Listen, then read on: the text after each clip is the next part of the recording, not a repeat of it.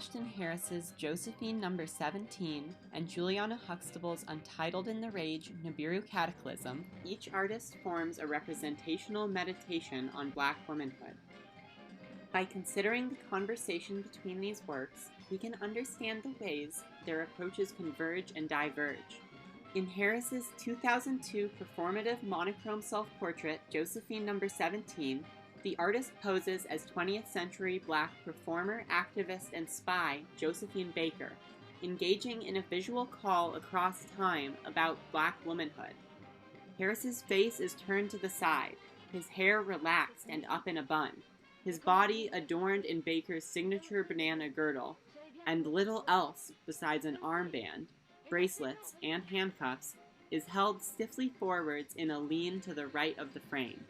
Using the performativity of his self-portrait, Harris produces a synergy, a mise-en-scène on his body, between modes of feminine expression, such as his earring and low bun, floating racial signifiers, such as relaxed hair signifying whiteness, and racialization as a tool of control and capitalist exploitation through slavery, seen in his handcuffs and tense pose. Embodying Josephine Baker, an activist, spy, and racialized sex symbol, Harris represents strength, poise, individuality, free-spiritedness, willfulness, power, and resilience within a painful, white, and phallic male system of aesthetic and bodily domination. With the glamorous accentuation of his face by the circle of his earring, Harris frames the beauty and poise of his Josephine's face in stark contrast to his body's literal entrapment in controlling and sexualizing regalia. His hair, though relaxed into a texture signifying whiteness, is caught in the light as if lit from behind, giving Harris's Josephine a halo and reinscribing the afro texture of her hair as a wholly Black racial signifier. The motion of Harris's body, which is difficult to distinguish from the camera's defocus, is most apparent in his hands, where, in a blur, the chain of his handcuffs almost disappears. Their position rhythmically draws the viewer to the shape between them. The central yellow fruit is a phallic protrusion, but, repeated as it is in the pattern of the girdle, it becomes somewhat innocuous and loses its phallic singularity.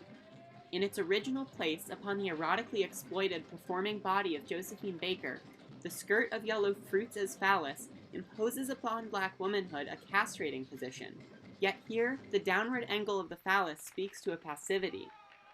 Harris's representation sets up an unsettled sexual positioning, used as needed to bind and exploit his Black body in history. And yet here also, in his bold femininity, the ambivalence of phallic and feminine embodiment may be read as a performance of productive gender nonconformity. This ambivalence of sex undoes gender binarism as a prescriptive, controlling, hierarchicalizing system. Harris's elegance, poise, and strength channel the power and heroism of Josephine Baker, a bisexual Black woman, a champion of civil rights, and a spy against the Nazis.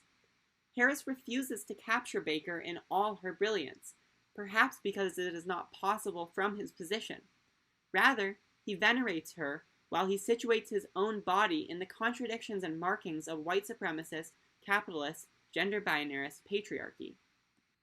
Julianna Huxtable's artistic practice enters into a conversation with Harris in the shared medium of self-portrait photography.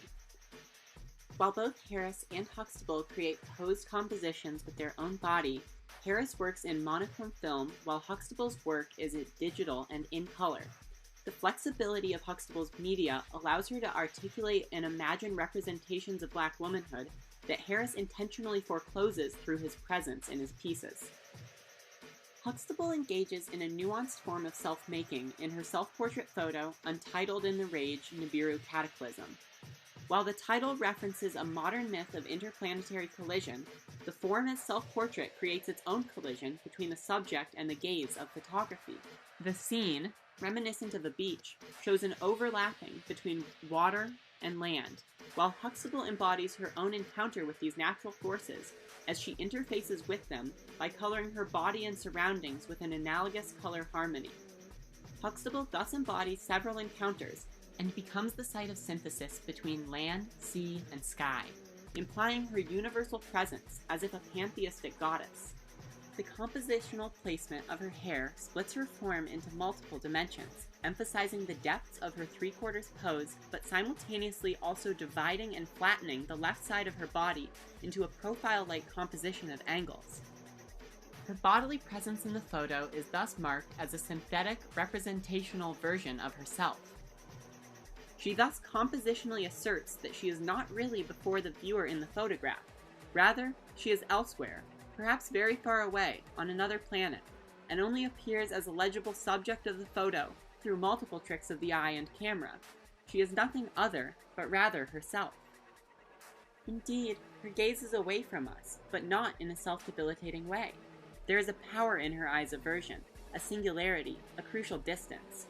Like Harris, the figure of Black womanhood represented in Huxtable's piece is venerated. But while Harris performs his own relationship to this subject as ambivalent, Huxtable projects her femininity, her Black trans femininity, with supernatural grace. While Black trans feminine existence and empowerment both threatens the hegemonic order of race, gender, and capital, and is continually the target of its force, Huxtable's articulation and self-portrait both gives Black trans femininity powerful presence and enshrines its transcendence.